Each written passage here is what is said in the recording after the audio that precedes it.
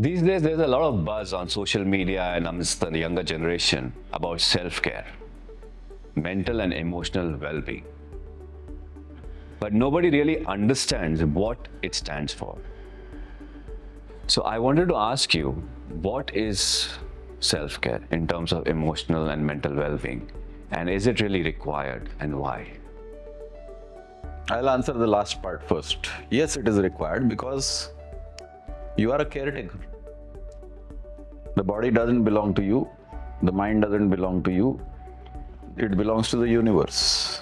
Your body and your mind, you are going to deposit and go. So if you are a caretaker, then obviously you have to take care. We don't take care of our body, we don't take care of our mind, and therefore you have disease. You're not at ease, physically and mentally. So taking care is a automatic, natural process. I don't know why this confusion in today's generation. If you look at the older generation of India, they always took care of their physique, whatever little exercises they did, not necessarily bodybuilding. Some yoga, some pranayam, some meditation. It was part and parcel of daily living.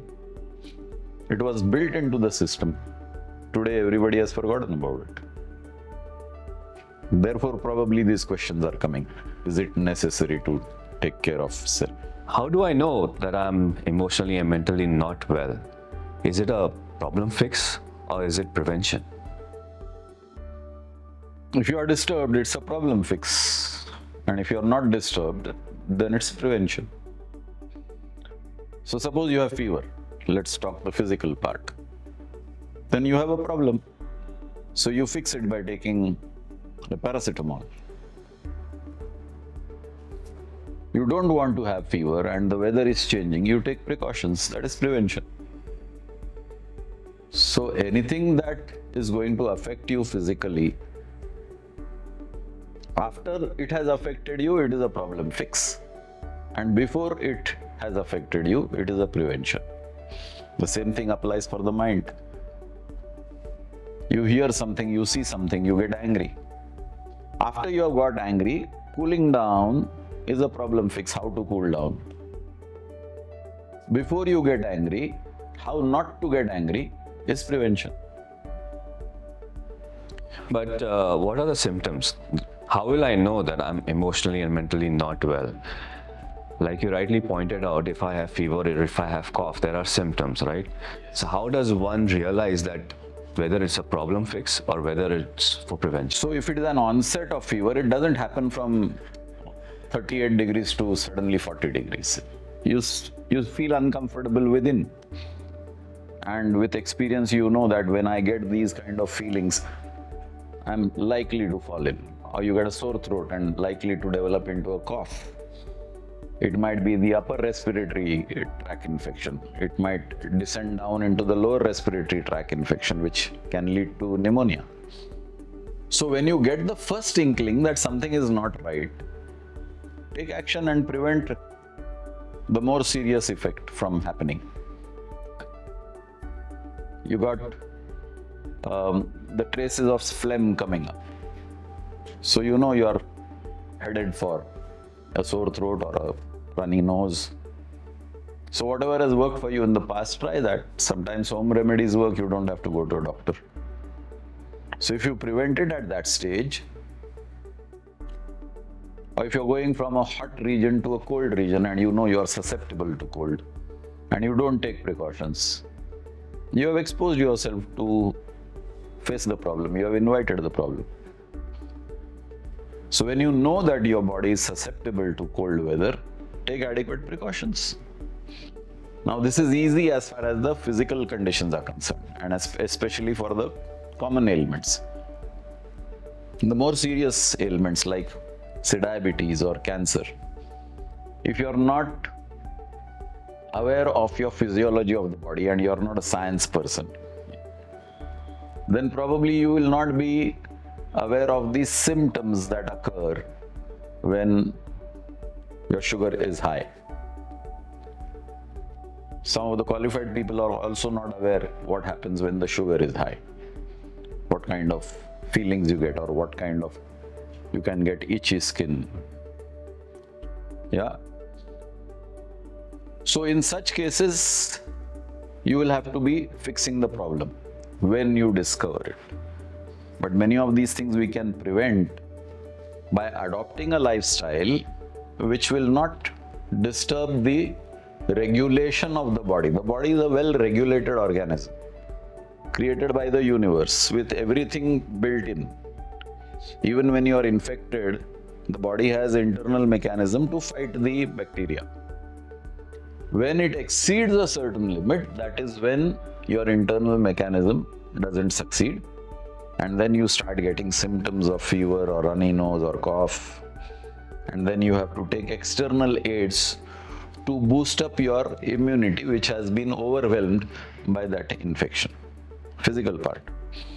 The second part is mental. You know what triggers you into anger or sorrow or jealousy or greed. The problem is we don't identify those triggers. And whenever those triggers happen, we fire the bullet of anger, sorrow, jealousy, greed, or whatever negatives that you have mentally. So the most important part in maintaining your mental health is to identify the triggers and dismantle the triggers. So suppose somebody says something and you immediately spike your anger. Aisa kyun bola? So you know that when somebody says this, your anger is going to spike. So now you have to dismantle this trigger. ऐसा बोला तो मैं अपने आप से क्या बोलूं? For example, the boss says, इतना लेट क्यों आया? And that angers you. Boss को पता है इतनी बारिश गिर रही है, मुंबई के रास्ते सब खराब हैं, ट्रैफिक में फंस गया था. बेकार में सवाल पूछता है, अपना पोजीशन दिखाने की कोशिश करता है. I get triggered by an unreasonable question asked to me by my boss. और ये बार बार होता है. So I know he has the habit of asking these irritating questions. One simple method is, okay, this question is irritating me, just give him a cold answer. Sorry, I got stuck in traffic. It was raining heavily, the roads are bad, therefore I am late. So you need to educate yourself how to respond to certain situations which trigger you. Problem is not the boss, problem is your trigger. He doesn't know your trigger, you know your trigger. The problem is we don't identify our triggers and therefore we don't work on it. So according to you, self-awareness is really important in terms of... Always, because who will be aware of you? You are living with yourself 24/7. Nobody else lives with you 24/7. So unless you are aware of what works for you and what does not work for you, how will you navigate? Suppose you are navigating a car and there is a bend in the road. Are you going to keep your steering wheel straight? No, you are going to bend according to the road. Or there is an obstruction in front of you. You are going to navigate around that obstruction. So your life is like a car. You have to navigate around, otherwise face the consequences. The example that you gave of confronting your boss is something that... I'm not saying confronting. I'm saying responding. Responding to your boss is like, we don't have a choice in that. But there are certain situations that we can avoid, or certain people that we can avoid for our own emotional and mental well-being. What doesn't work for you is best avoided. What cannot be cured must be endured. And what can be cured must be cured. So avoiding is a cure. It's a preventive measure which you are taking to prevent yourself from getting triggered. तो इससे नहीं बनती है. जब भी इससे मिलता हूँ झगड़े ही होते हैं. मत मिलो. अब मिलना जरूरी है. Work demands that I meet that person. Then adopt the principle of ये तो ऐसे ही बात करने वाला है, इससे झगड़ा करके कुछ फायदा नहीं है. So correct yourself, you can't correct the other person. The only person you have control over is yourself. There is no way you're going to correct the other person. So as I understand, self-care is an ongoing process. But how do I know when self-care becomes self-obsession? There's a fine line between the two, right? Again, the universe provides you those answers. Yeah? Everything in the universe is in balance. We are the ones who create the imbalance. Now, if you see a balance, there is a fulcrum and then there are two sides of the scale. So when it is balanced, both the scales are at the same level. When you go to one side, it's imbalance. When you go to the other side, it's imbalance. So knowing where to stop, how much to pursue, is an art. Now you said obsession. What is obsession? I indulge in the same thing again and again. Sort of addiction. I indulge in the same thing again and again. While I'm taking care of myself physically and mentally through whatever practices that I have adopted and incorporated in my daily routine as a discipline, if I start feeling कि अब मैं यही करते रहूंगा, I'll do gym. So सुबह 1 घंटा gym करता हूँ और रात को 1 घंटा मेडिटेशन करता हूँ. So I'm taking care of my body, I'm taking care of my mind. Now suddenly I start feeling कि I should increase my gymming to 4 hours. And I'm constantly standing in front of the mirror and taking various poses and admiring my developing muscles. You're getting obsessed. Take food for example. You're obsessed with a particular type of food. 5 times a week you will eat that food. So there is no balance in your diet. So you become imbalanced. Anything that leads you to imbalance is obsession. And what are the tools available for self-care? Awareness is the biggest tool which people are not using nowadays. People are not aware of what is happening with them and what is happening around them. You take ordinary cases. You watch TV programs, you watch news, you watch YouTube channels.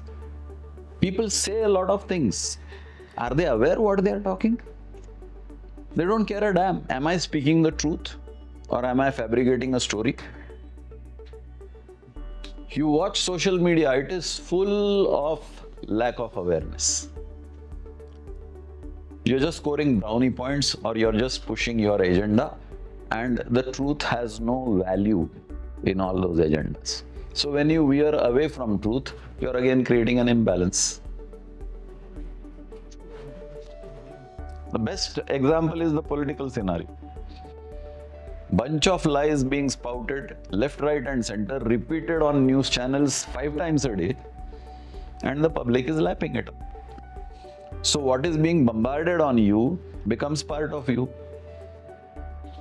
Then you also get influenced by what is being thrown at you. So you started with an interesting topic, self-care. The key word there is self. Unfortunately, everybody tries to take care of somebody else and not the self. So if you start focusing on yourself, take care of your own mental processes, your physical processes, things will work out well.